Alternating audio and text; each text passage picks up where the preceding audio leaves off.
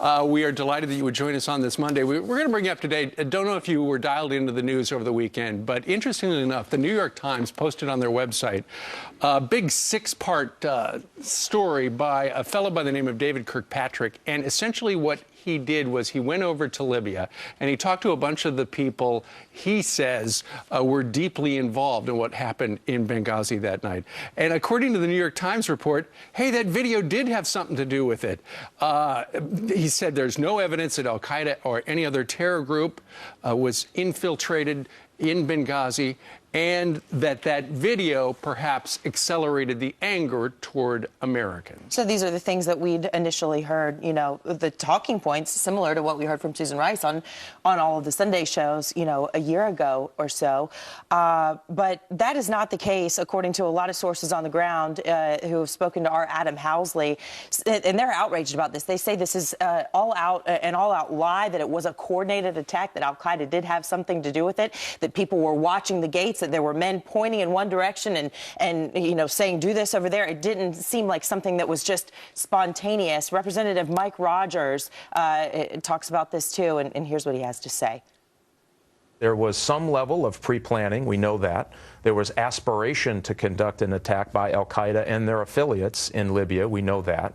The individuals on the ground talked about a planned tactical movement on the compound. Even this is the compound before they went to the annex. All of that would directly contradict what the New York Times definitively says was an exhaustive investigation.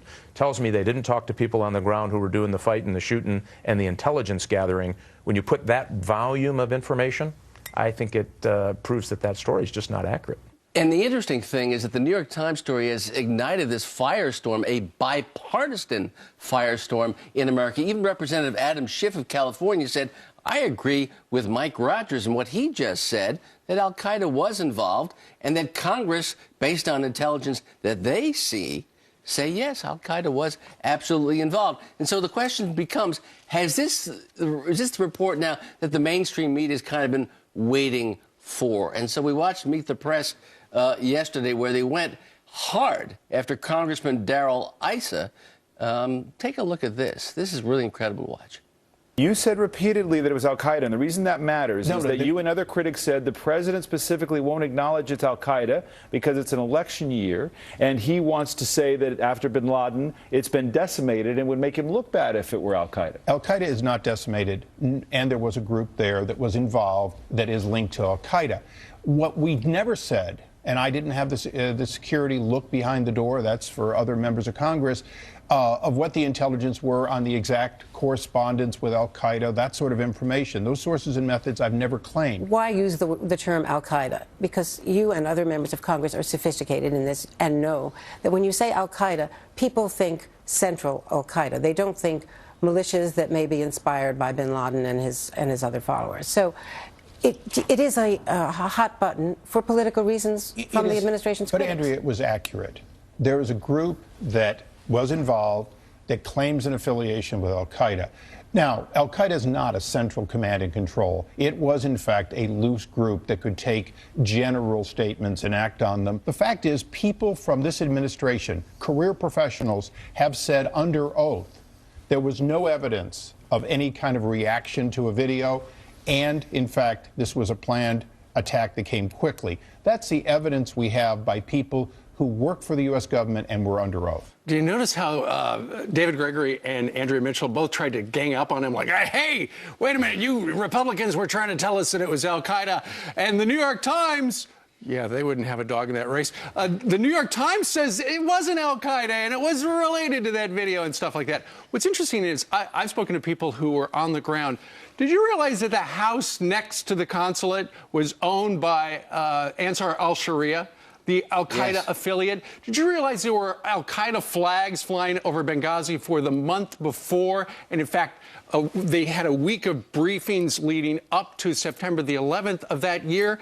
And the counterterrorism experts said the number one thing we've got to worry about is al-Qaeda. So the stuff you read in the New York Times, okay, maybe they've got a political axe to grind there. They've got an agenda there, but that simply is not what is true. But facts are facts, and Anna was just talking about Adam Housley's story, which is an incredible story published yesterday, and he speaks to sources who were witnesses to the attack. It was a coordinated attack. Yeah. It is completely false to say anything else. It is completely a lie. One witness to the attack told Fox News, talking about the Times account, guys were coming to the compound, moving left, moving right, and using IMT, individual movement techniques.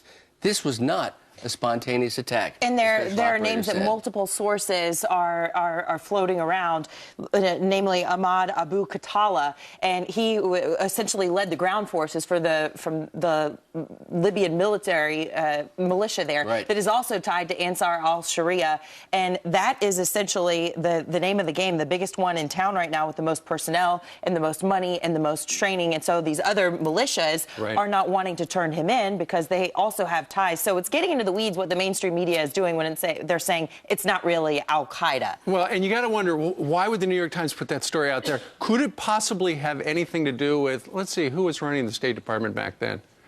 Oh, yeah. Would she possibly be running for president? It kind of looks like that to a and let's talk about credibility. For the New York Times to accept the word of anonymous sources who were allegedly participants in this attack on Americans at that facility and say, yes, we believe them over the intelligence that Congress has seen and that congressional leaders, Democrats and Republicans, have gone out on the record to say is absolutely contradictory to what they're saying. That's quite incredible to me that the mainstream media, including Meet the Press, would have such little regard for congressional investigation. I find to be incredible. So let's ask everybody at home, what do you think about these conflicting reports? Email us, friends@foxnews.com. We have some headlines.